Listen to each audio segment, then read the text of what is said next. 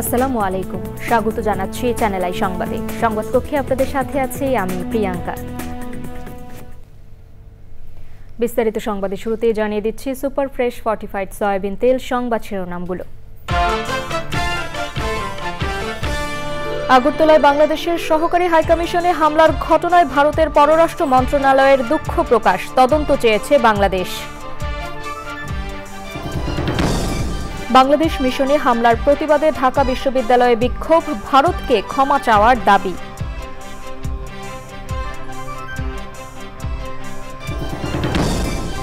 এবং কিংস্টন টেস্টে ওয়েস্ট ইন্ডিজকে চাপে রেখে 211 রানের লিড, বাংলাদেশের ক্যারিয়ারে প্রথম 5 উইকেট শিকার টাইগার পেসার নাহিদ রানার।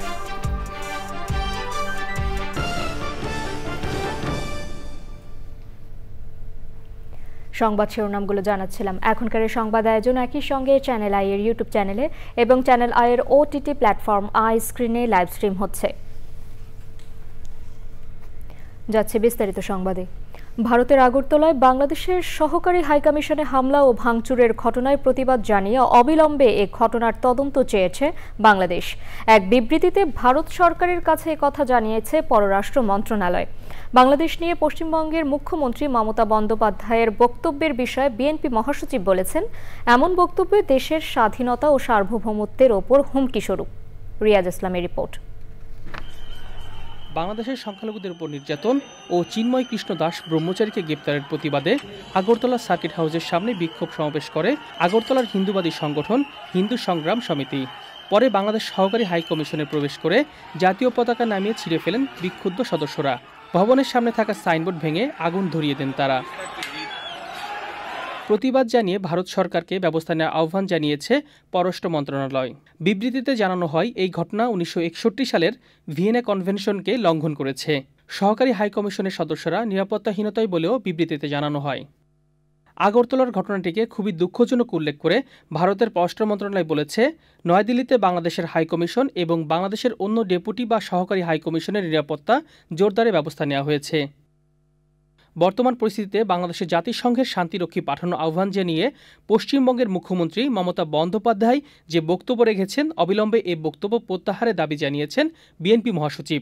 মমতা যে উক্তি করেছেন বাংলাদেশে শান্তি বাহিনী প্রেরণের, এটা সম্পূর্ণভাবে বাংলাদেশ স্বাধীনতা সার্বভৌমত্বের প্রতি একটি হুমকি স্বরূপ এবং আমরা মনে করি এই বক্তব্যের মধ্য দিয়ে ভারতের নেতৃবর্গের যে দৃষ্টিভঙ্গি তা কিছুটা হলেও প্রকাশিত হয়েছে। বাংলাদেশে সাম্প্রদায়িক সম্প্রীতি ক্ষুণ্ণ হওয়ার, বিপন্ন হওয়ার যে অলীক কাহিনী ভারতের মিডিয়াগুলোতে প্রকাশিত হচ্ছে তা কোনো মতেই গ্রহণযোগ্য নয়। মমতা বন্দ্যোপাধ্যায়ের বক্তব্যকে তার নিজস্ব বক্তব্য বলে মন্তব্য করেছেন পররাষ্ট্র উপদেষ্টা মোহাম্মদ তৌহিদ হোসেন। রিয়াজ ইসলাম, চ্যানেল আই, ঢাকা। এছাড়া ভারতের আগরতলায় বাংলাদেশের সহকারী হাইকমিশনে হামলা ও ভাঙচুরের প্রতিবাদে ঢাকা বিশ্ববিদ্যালয় ক্যাম্পাসে বিক্ষোভ মিছিল শেষে রাজু ভাস্কর্যের সামনে সমাবেশ করেছে ছাত্র অধিকার পরিষদ। সে সময় ভারতের আগ্রাসনের বিরুদ্ধে কঠোর হুঁশিয়ারি দিয়ে হাইকমিশনে হামলা ভাঙচুরের ঘটনায় দিল্লিকে আনুষ্ঠানিকভাবে ক্ষমা চাওয়ার দাবি জানান পরিষদের নেতারা। পরিষদের সভাপতি বেনিয়ামিন মোল্লা বলেন, ভারত বাংলাদেশ নিয়ে খেললে তারা 7 সিস্টার্স নিয়ে খেলবে। রাজু ভাস্কর্যের সামনে সমাবেশে ঢাকা বিশ্ববিদ্যালয়ের বিভিন্ন হলের শিক্ষার্থীরা যোগ দেন। অংশ নেন জগন্নাথ হলের শিক্ষার্থীরাও।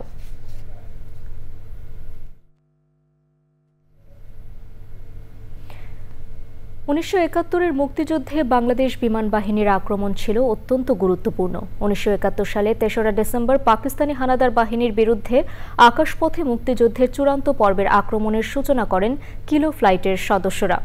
তৎকালীন স্কোয়াড্রন লিডার সুলতান মাহমুদের নেতৃত্বে কিলো ফ্লাইটের সদস্যরা সফলভাবে আক্রমণ করেন নারায়ণগঞ্জের গোদনাইল তেলের ডিপো এবং চট্টগ্রামের তেলের ডিপোতে, যা পাকিস্তানি বিমান বাহিনীর উড্ডয়ন ক্ষমতা বাংলাদেশে অকার্যকর করে দেয়, ত্বরান্বিত করে বিজয়কে। ওবায়দুল রশিদের রিপোর্ট। বাংলাদেশের মুক্তিযুদ্ধ চলাকালীন ৭১-এর ২৮ সেপ্টেম্বর ভারতের নাগাল্যান্ডের বিমান ঘাঁটিতে গঠন করা হয় বাংলাদেশ বিমান বাহিনীর প্রথম কিলো ফ্লাইট। ১০ জন পাইলট, ৬৭ জন টেকনিশিয়ান, একটি অ্যালোয়েট 3 হেলিকপ্টার, একটি অর্টার ও একটি DC-3 ডাকোটা উড়োজাহাজ নিয়ে যার যাত্রা শুরু। প্রশিক্ষণ চলে ২ মাস। কিলো ফ্লাইটের নেতৃত্ব দেন সেই সময়ের স্কোয়াড্রন লিডার সুলতান মাহমুদ। তখন আমি চট্টগ্রামের গেরিলা ফোর্সের অপারেশন কমান্ডার ছিলাম এবং তাই যোগ দিতে কিছু দেরি হয়েছিল। আমার কিছু পূর্ব অভিজ্ঞতা ছিল হেলিকপ্টার ফ্লাইংয়ে এবং DC-3-রও কিছু পূর্ব অভিজ্ঞতা ভিত্তিক পাইলট ছিলেন। তাতে আমাদের প্রশিক্ষণটা বেশ সুন্দরভাবে শুরু করা গেছিল। আমার প্রথম কাজ ছিল এনাদের সবাইকে একত্রিত করে নতুন আঙ্গিকে আমরা বিমান বাহিনী হিসাবে গড়ে তোলা। এটা প্রথম দিকে একটু কষ্টদায়ক ছিল, কিন্তু তাদের মনোবল এত বেশি ছিল। সবাই, যে ব্যক্তিরা কোনোদিন ওই ধরনের এয়ারক্রাফট দেখেও নেই, তারাও অতি সুন্দরভাবে অতি সহজে ট্রেনিং প্রাপ্ত হলেন। ৩রা ডিসেম্বর ১৯৭১ বাংলাদেশ বিমান বাহিনীর সবচেয়ে গৌরবের দিন, যেদিন ভারতের কৈলাসহর বিমান ঘাঁটি থেকে মধ্যরাতে অত্যন্ত সাহসিকতার সাথে বাংলার আকাশসীমায় প্রবেশ করে সফল অভিযান পরিচালনা করেন কিলো ফ্লাইটের সদস্যরা। স্কোয়াড্রন লিডার সুলতান মাহমুদের নেতৃত্বে সেই অভিযানে অংশ নেয় একটি অ্যালোয়েট হেলিকপ্টার এবং একটি Otter plane. Flight lieutenant Shamsul Alam ও ক্যাপ্টেন আকরাম অর্টার প্লেন থেকে রকেট ছুড়ে চট্টগ্রাম তেল ডিপো ধ্বংস করে দেন। অ্যালোয়েট হেলিকপ্টার থেকে নারায়ণগঞ্জের গোদনাইল তেলের ডিপোতে সফল আঘাত হানেন স্কোয়াড্রন লিডার সুলতান মাহমুদ ও ফ্লাইট লেফটেন্যান্ট বদরুল আলম।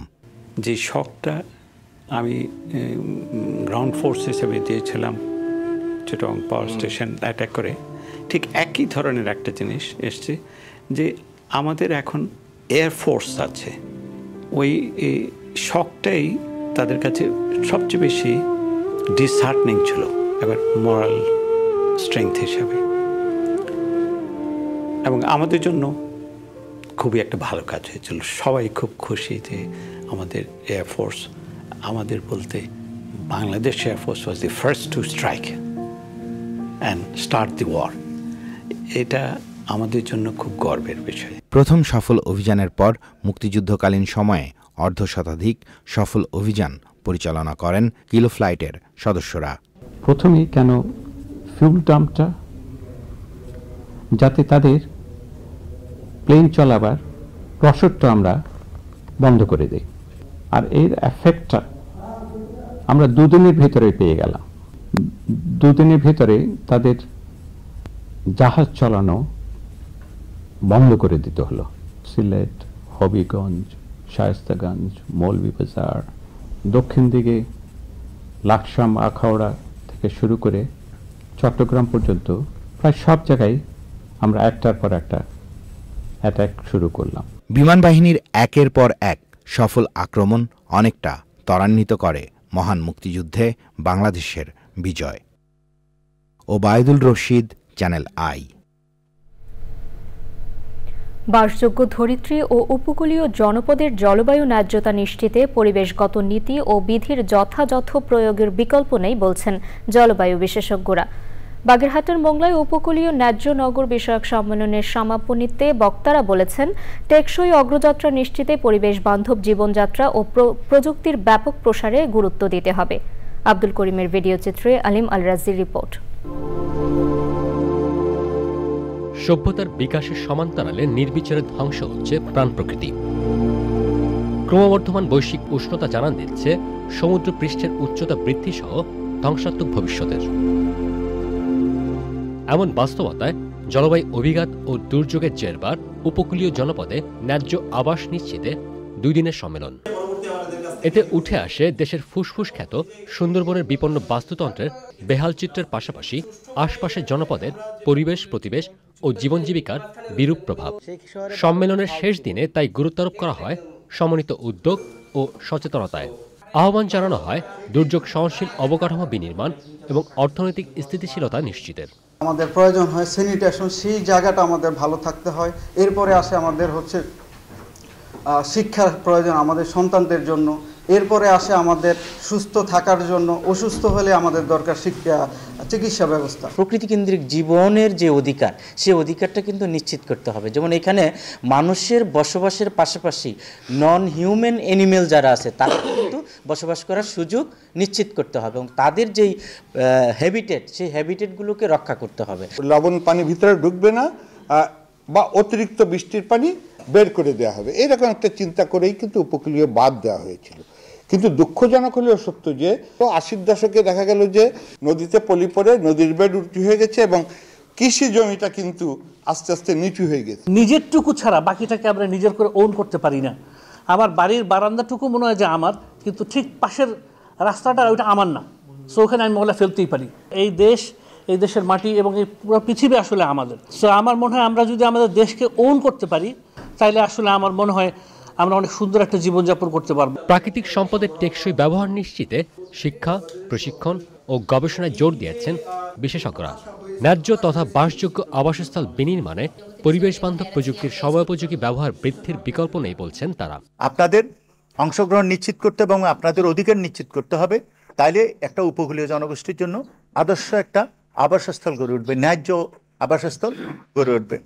এবং আপনাদের কার্যক্রম, আপনাদের অ্যাক্টিভিটিস, আপনাদের অর্থনীতি সবকিছু এমনভাবে পরিচালিত হতে হবে যাতে এটাতে পরিবেশ সুরক্ষিত থাকে।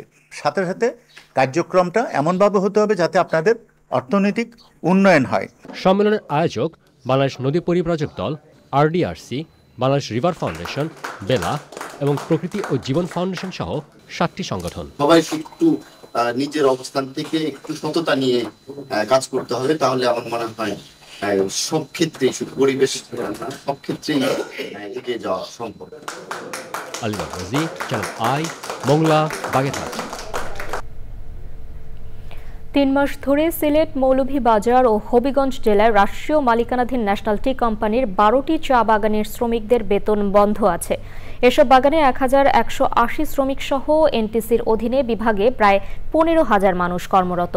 এ বিষয়ে আরও জানাচ্ছেন সিলেট প্রতিনিধি সাদিকুর রহমান সাকি। আমরা যাচ্ছি তার কাছে। সাকি, ন্যাশনাল টি কোম্পানির শ্রমিকদের বেতন নিয়ে সবশেষ কি খবর রয়েছে আপনার কাছে?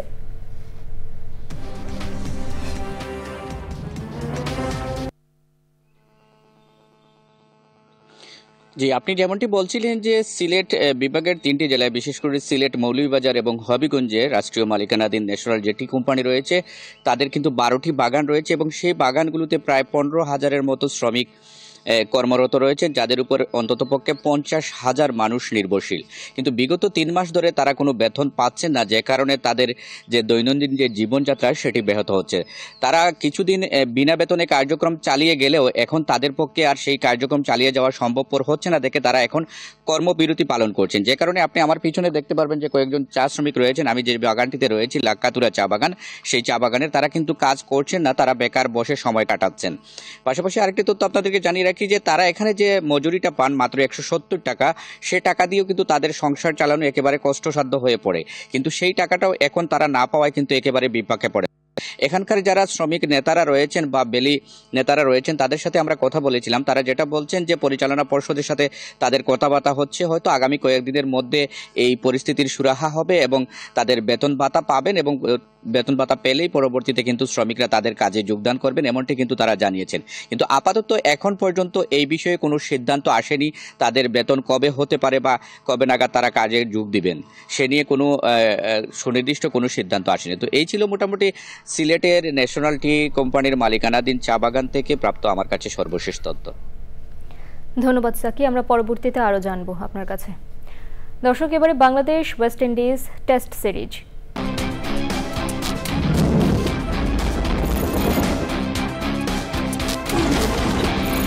বিরতির পর গাজা ইসরায়েলি হামলায় অন্তত 7 জন নিহত হয়েছে। তাদের মধ্যে 2 জনকে গাজা শহরের একটি রাস্তায় গুলি করে হত্যা করে ইসরায়েলি সৈন্যরা। জাতিসংঘের মহাসচিব অ্যান্তোনিও গুতেরেস বলেছেন, ইসরায়েলি বাহিনীর অব্যাহত হামলায় গাজার অনেক শিশু অঙ্গ প্রত্যঙ্গ হারিয়েছে, এমনকি চেতনানাশক ওষুধ ছাড়াই তাদের অপারেশন করতে হচ্ছে। মার্কিন সিনেটর বার্নি স্যান্ডার্স বলেছেন, নেতানিয়াহু সরকারের গাজায় যুদ্ধাপরাধ করেছেন এবং জাতিগত নিধনযজ্ঞ চালিয়েছেন। যুদ্ধবিরতি চুক্তি হলেও লেবাননের বিভিন্ন স্থানে হামলা অব্যাহত রেখেছে ইসরায়েল। ইসরায়েল বলছে, হিজবুল্লাহর রকেট নিক্ষেপের জবাবে এই হামলা। এবারে নিটোল টাটা কৃষি সংবাদ।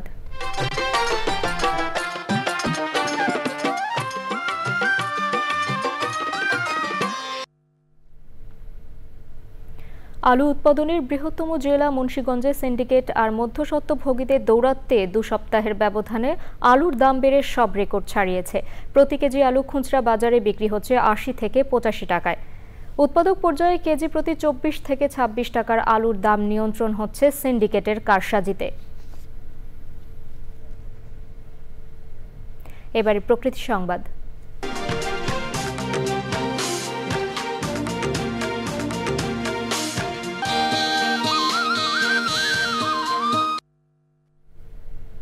টাঙ্গাইলে পাখির আবাসস্থল তৈরিতে গাছে গাছে মাটির হাঁড়ি বেঁধে দিয়েছে স্বেচ্ছাসেবী সংগঠন বাতিঘর আদর্শ পাঠাগার। এমন উদ্যোগ জীববৈচিত্র্য রক্ষায় গুরুত্বপূর্ণ ভূমিকা রাখার পাশাপাশি সচেতনতা সৃষ্টিতে কার্যকর ভূমিকা রাখবে বলছেন পরিবেশবাদীরা।